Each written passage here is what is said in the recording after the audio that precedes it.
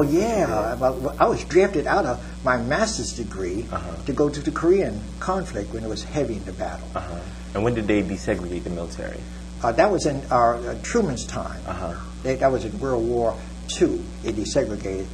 But it really wasn't, they really didn't do it until the Korean War. That's when the Korean War, that's when I went in.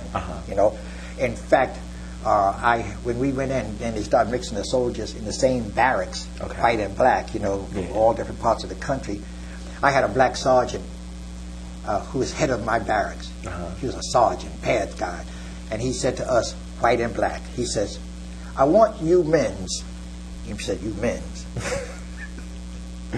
just think of yourself in a barrel of waste material like doo-doo. And it's right here. And if anybody makes any wave, you're all going to snort. Meaning that you better not cause no waves, and it's not my barracks. You know, and so from that we all got along, because you did not want to have KP on Sunday. You did not want to have a GI party on Saturday night, which meant that you cleaned out your whole barracks and with a toothbrush cleaned the floors, you know, and all that kind of stuff. But I went on over to that time, and when I was during that time in the Army, I was in graves registration, identifying the dead. And this was bodies that were sent from Korea to Japan, the southern part of Japan. People dug up, actually, when the war ended, we had to identify every body. So I was in that grade registration. So working a year with dead soldiers, I became a dove.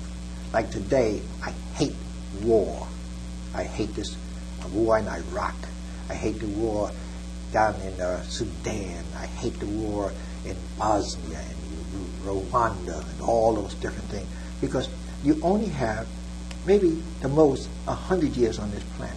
And I don't feel that anybody should give it up because of just a simple ideology type of thing. Just leave people alone.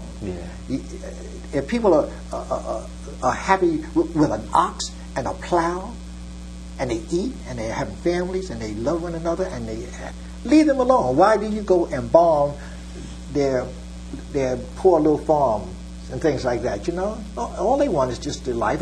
You pick up a rock off the ground, and you see all them bugs underneath there running.